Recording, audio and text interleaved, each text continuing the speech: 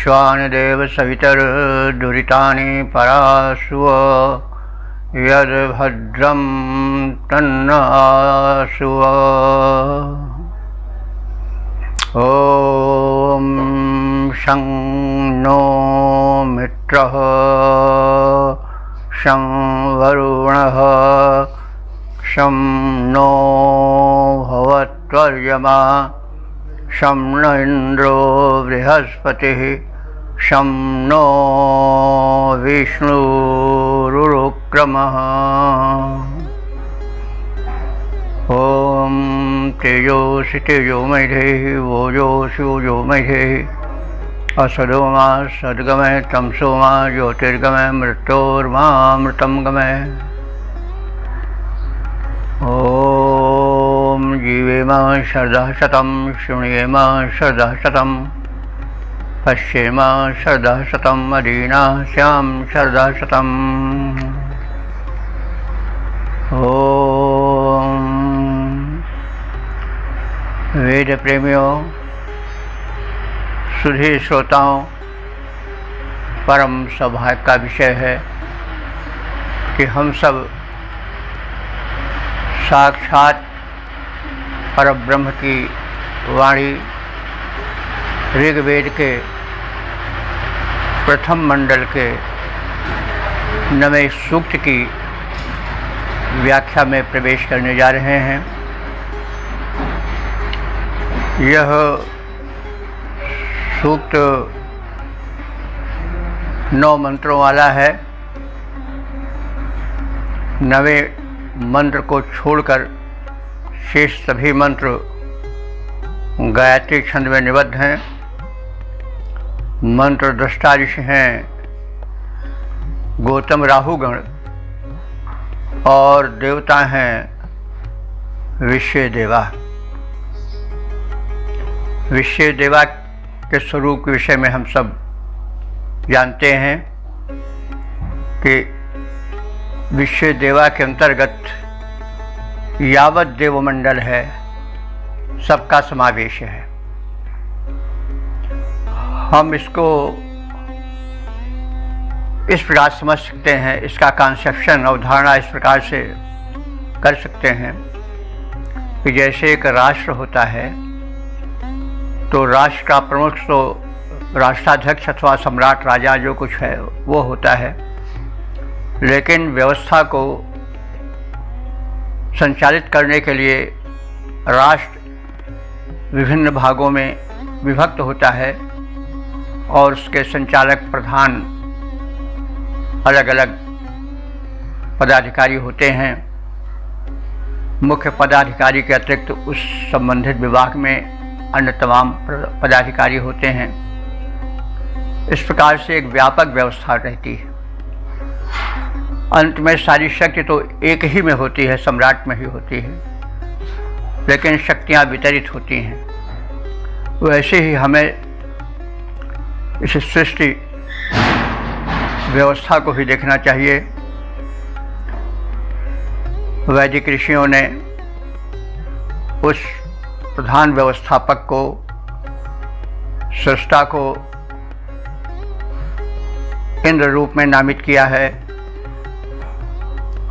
और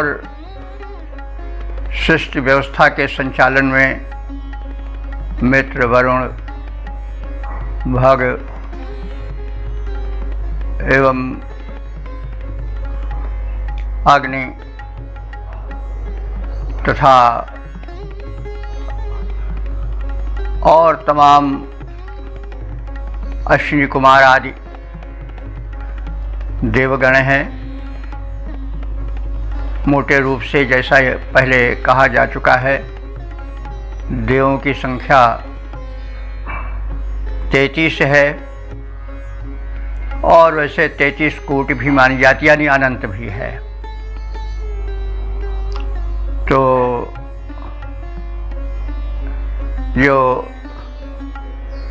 मंत्र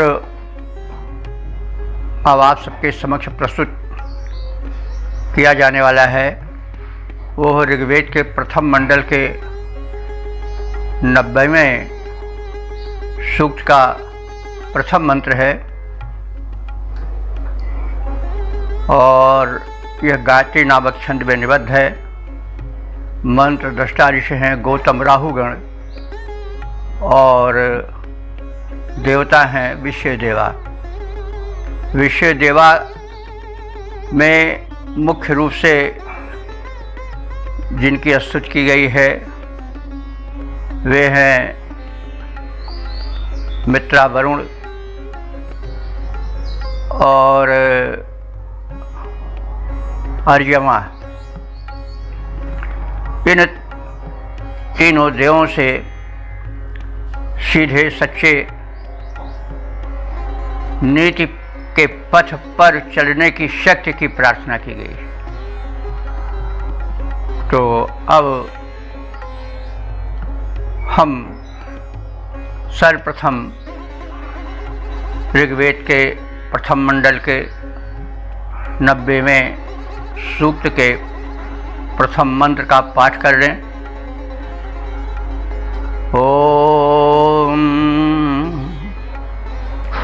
ऋजु नीति नो वरुणो मित्रो नयतु विद्वान् अर्यमा देवैः सजोषाः। शब्दार्थ से परिचय प्राप्त करें। विद्वान मित्रः वरुणः च। मित्र वरुण ये दोनों विद्वान देव हैं, ज्ञानी देव हैं और ये जीवन के संरक्षक हैं। मित्र जो है वह सूर्य का ही एक रूप है। मित्र देवता सूर्य के ही एक रूप हैं। ये दिन विषयक योजनाओं को नियंत्रित करते हैं और वरुण देवता रात्रि विषयक कृत्यों, कार्यक्रमों, नियमों का संरक्षण करते हैं, उनके परिपालन और व्यवस्था का ध्यान रखते हैं। तो इसको कहा गया है, मित्र को दिनाभिमानी देव और वरुण को कहा गया है निशाभिमानी देव। तो ये विद्वान मित्र और वरुण देव न हमको ऋजु नीति नयतु, ऋजु कहते हैं सरल और नीति कहते हैं नीतिपूर्ण, पथ पर नयतु माने ले चलें। ये दोनों देव हमें सरल नीतिपूर्ण मार्ग से ले चलें। और देवई सजोषा अर्यमाचा, और देवों के साथ जो सजोषा, सजोषा माने उत्साही, अर्यमा देव हैं, वे भी हमें सरल और नीति पथ पर ले चलें। सजोषा उत्साही को कहते हैं। देखिए, वेद मंत्रों को देखा जाए तो बहुत से शब्द हमको लोक जीवन में बोले जाने वाले सामान्य भाषा में मिले घुले मिलते हैं। जैसे जोश है, तो जोश माने उत्साह, वैदिक भाषा में भी है सजोषा माने उत्साह सहित, और आज कहते हैं इनको बड़ा जोश है, माने बड़ा उत्साह है, बड़े ताव में है। तो अब वो जोश शब्द लोक भाषा में भी प्रचलित मिलता है। तो सजोष कहते हैं उत्साह। तो अर्यमा जो देव हैं। अर्यमा देखिए, ये सूर्य का ही एक नाम है। वास्तव में अधिकांश दिव्य शक्तियाँ जो है सूर्य से ही संबंधित हैं, और जितने देव हैं वे किसी न किसी रूप में सूर्य से ही जुड़े हैं, क्योंकि सूर्य ही से यह धरती जीवन पाती है। तो अर्यमा भी सूर्य का एक रूप है। अर्यमा कहते हैं जो गतिशील हो, गमनशील हो। तो सूर्य गमनशील हैं, पूर्व के अंतरिक्ष से उदित होकर पश्चिम समुद्र तक या अंतरिक्ष तक गमन करते हैं, आगे भी गमन करते हैं, और उस गति क्रम में दिन और रात का निर्माण होता चलता है, जिसकी आवश्यकता है अपने प्रतिष्ठान पर। तो अर्यमा सूर्य का ही वह रूप है जो गतिशील रूप है, और दिन और रात जिसके गति के कारण निर्मित होती रहती है। तो वो देव अर्यमा है। तो इस मंत्र में कहा गया है कि हमें सरल और नीतिपूर्ण पथ पर विद्वान मित्र और वरुण देवता ले चलें, और अन्य देवों के साथ साथ उत्साही अर्यमा देव भी हमें समुन्नति के सरल साधुपूर्ण नीतिपूर्ण जीवन पर ले चलें। क्योंकि यदि हमारी चाल, यदि हमारा रास्ता ठीक रहेगा तो हम गंतव्य तक पहुंच पाएंगे। अगर रास्ता ठीक नहीं रहेगा, प्रशस्त पथ नहीं रहेगा, तो हम भटक सकते हैं, कष्ट उठा सकते हैं। तो इसलिए कथित देवताओं से सरल पथ दिखाने की प्रार्थना प्रस्तुत मंत्र में की गई है। ज्ञानी मित्र और वरुण देवता हमें सरल नीति पथ के पथिक बनाएं। देवों के साथ उत्साही अर्यमा देव भी वैसे ही सरल और नीतिपूर्ण साधुता भरे पथ का पथिक हमें बनाएं। इसका पद रूपांतरण देख लें। बने सरलता के प्रेमी हम, देव सहायक बन जाएं। बने सरलता के प्रेमी हम, देव सहायक बन जाएं। टेढ़े पथ से दूर हटाकर सीधे पथ पर ले आएं। ज्ञानी मित्र देवता हमको सरल मार्ग से ले जाएं। वरुण देवता भी हमको बस सरल मार्ग ही दिखलाएं। देवों के साथी उत्साही देव अर्यमा आ जाएं। टेढ़े पथ से दूर हटाकर सीधे पथ पर ले आएं। सरल हमारा तन मन हो, सरल हमारा तन मन हो, हम सरल पंथ ही अपनाएं। बने सरलता के प्रेमी हम, देव सहायक बन जाएं। टेढ़े पथ से दूर हटाकर सीधे पथ पर ले आएं। ओम। वेद प्रेमियों, सुधी श्रोताओं, संप्रति हम सब ऋग्वेद के प्रथम मंडल के 90वें सूक्त के दूसरे मंत्र की व्याख्या में प्रवेश करने जा रहे हैं। यह मंत्र गायत्री नामक छंद में निबद्ध है। मंत्र दृष्टार्षि हैं गौतम राहुगण, और शीर्षक है देव समर्थ हैं, वे हमें जीवन में सफल बनाएं। अब सर्वप्रथम संबंधित मंत्र का पाठ हो जाए। ओम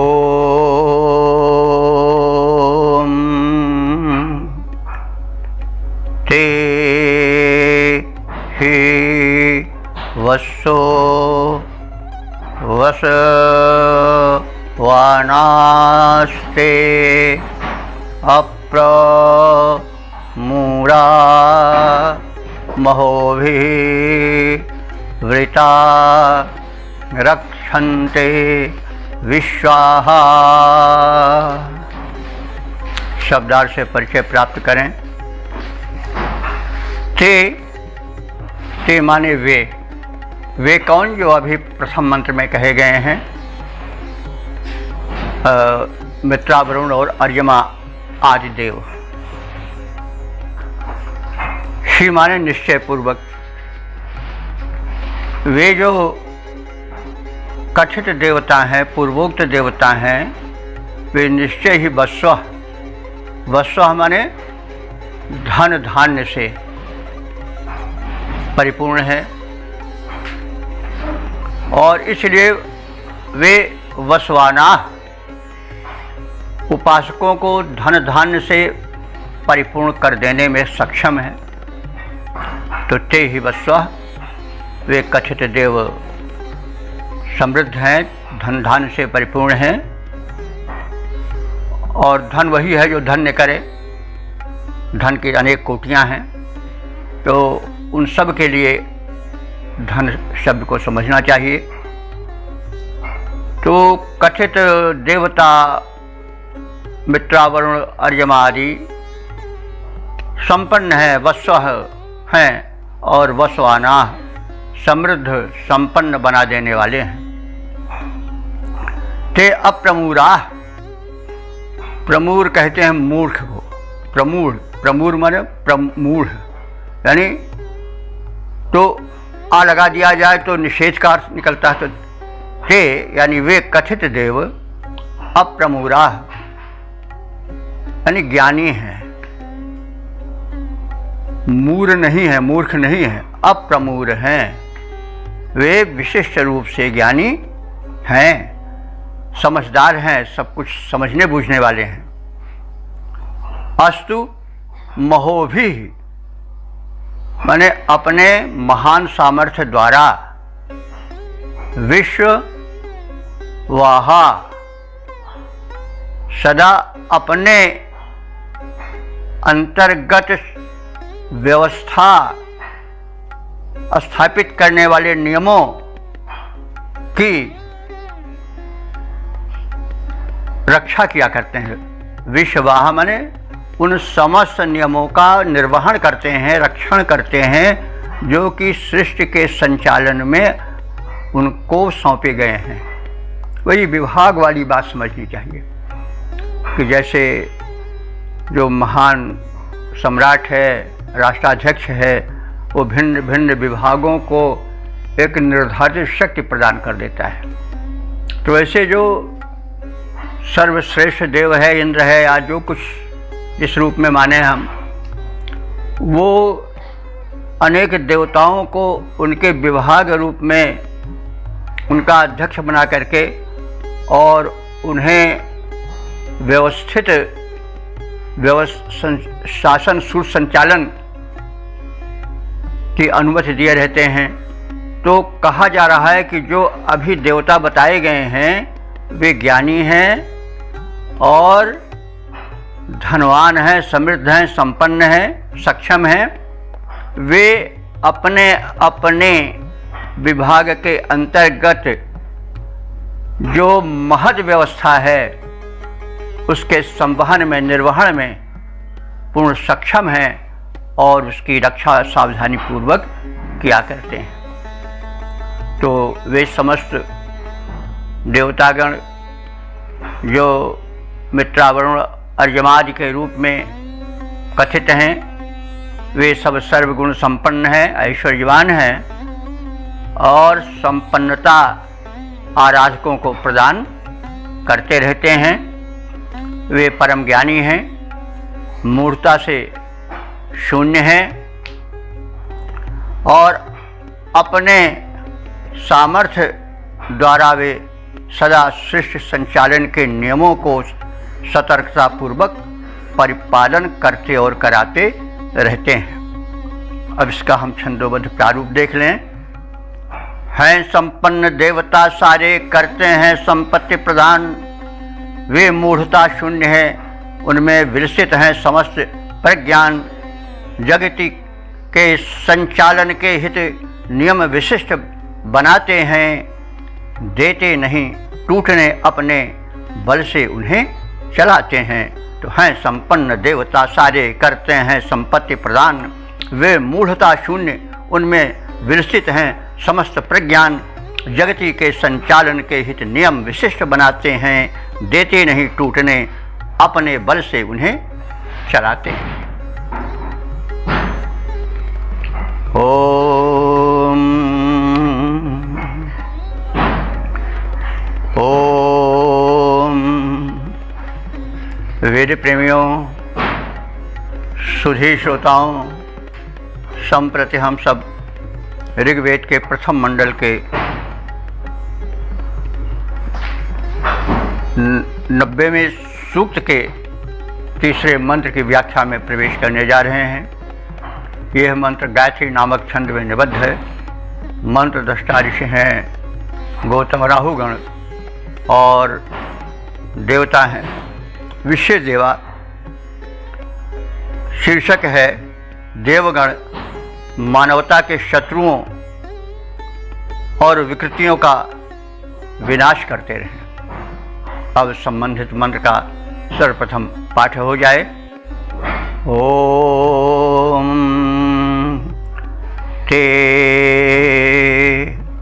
अस्मभ्यं शर्म यं सन्नमृता मर्तेभ्यः बाधमाना अपद्वेषः। शब्दार्थ से परिचित हों। ते माने वे, ये आया है, संकेत कर रहा है देवताओं को, सभी देवताओं को, विश्व देवों को। तो ते वे विश्व देव दुषः अपबाधमाना, दुष्टों को जो सृष्टि संचालन की प्रक्रिया में बाधा उपस्थित करते हैं, परपीड़क हैं, उनको वे अपबाध माना माने उनका वे विनाश कर देने वाले हैं। यानी सृष्टि प्रक्रिया के संचालन में परपीड़क दुष्ट दलों का कथित देव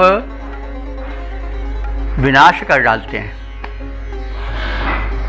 वे अमृताः, अमृताः माने अमर हैं, उनको कोई मार नहीं सकता है, क्षत विक्षत नहीं कर सकता है। तो ऐसे देव अस्मभ्यम, अस्मभ्य मर्तेभ्य, अस्मेभ्य माने हम सब, मर्तेभ्य माने मरणशील मानवों के लिए।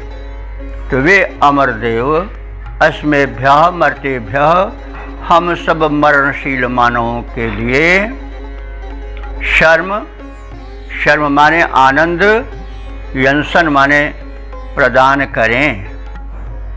तो वे अमरत्व प्राप्त देवगण जिनका कथन किया जा रहा है, हमारे और सृष्टि के बाधक समस्त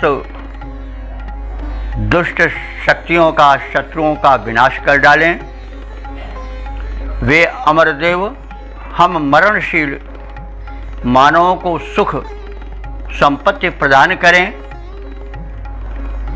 ये देवता दुष्ट शक्तियों के विनाशक हैं और उनका विनाश करते रहें। अब प्रथम हम सब पद रूपांतरण पर भी ध्यान डाल लें। हम सब मरणशील मानव हैं, मर्त्य कहे जाने वाले। हम सब मरणशील मानव हैं, मर्त्य कहे जाने वाले, प्रबल दुष्ट अरिदल से पीड़ित, कष्ट विविध पाने वाले। किंतु अमरसुर गण हो तुम सब, किंतु अमरसुर गण हो तुम सब, दया दृष्टि हम पर डालो, सुखी बनाओ। अरिबध करके हम सबका संकट टालो, हम सबका संकट टालो। ओम। वेद प्रेमियों, सुधी श्रोताओं, संप्रति हम सब ऋग्वेद के प्रथम मंडल के 90वें सूक्त के चौथे मंत्र की व्याख्या में प्रवेश करने जा रहे हैं। यह मंत्र गायत्री नामक छंद में निबद्ध है। मंत्र दृष्टा ऋषि हैं गौतम राहुगण और देवता हैं विश्व देवा। विश्व देवा के यानी संपूर्ण देवमंडल के अंतर्गत इंद्र, मरुत, पूषा और भग देवता से कल्याण की प्रार्थना इस मंत्र में है। तो अब संबंधित मंत्र का प्रथम पाठ हो जाए। ओम वीणः पथः सुविताय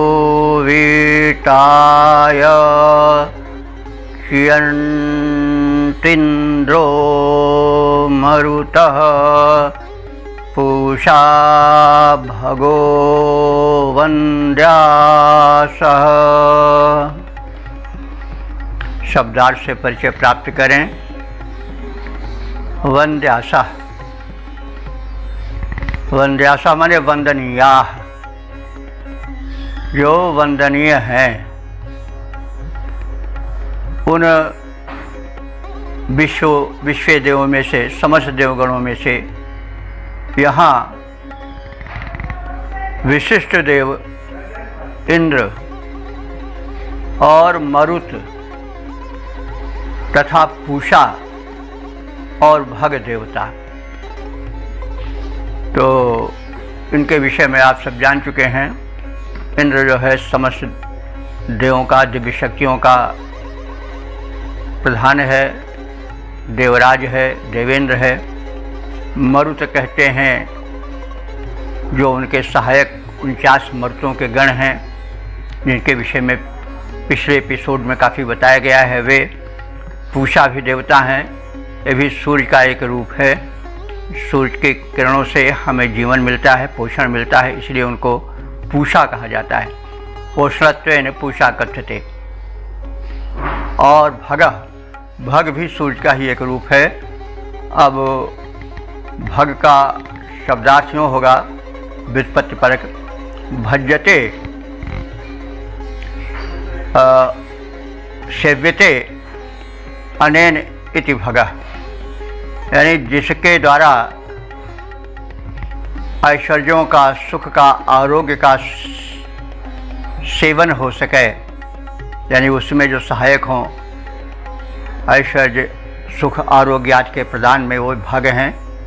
भग एक देवता हैं, सूर्य का ही एक रूप है, क्योंकि सूर्य ही तो इस पृथ्वी के प्रधान पोषक देव हैं, इसीलिए वो पूषा भी हैं। ऐश्वर्य प्रदान करते हैं, इसलिए वे भग भी हैं। भग जो है धनैश्वर्य के अर्थ में आता है, तो इस सूर्य का ही एक रूप है। तो इस प्रकार से इंद्र, मरुत, पूषा और भग देवता जो अत्यंत वंदनीय हैं, वे नः माने हम सबके, सुविताय माने कल्याण के विस्तार के लिए, सुख सुविधाओं के विस्तार के लिए, पथः विचिन्यन्तु हमारे पथ को निर्धारित करें, पथ का निश्चय करें। तो अर्थ तो इस प्रकार से सामान्य इसका है, सरल है।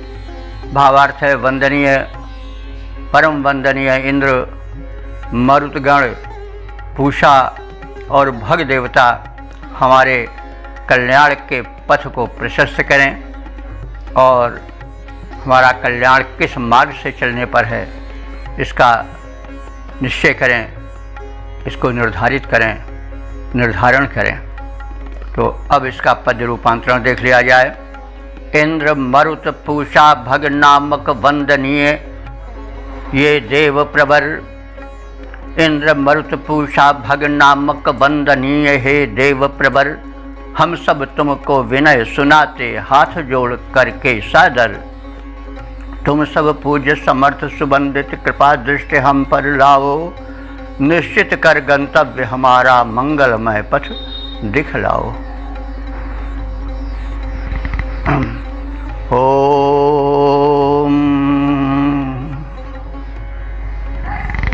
ओम।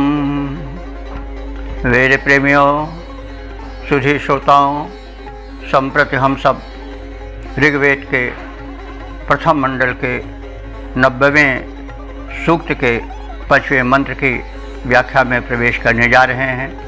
यह मंत्र गायत्री नामक छंद में निबद्ध है। मंत्र दृष्टा ऋषि हैं गौतम राहुगण और देवता हैं विश्व देवा। शीर्षक है विश्व देवा।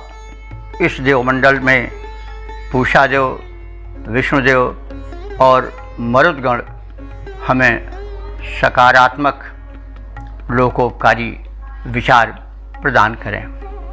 अब हम संबंधित मंत्र का पाठ हो जाए।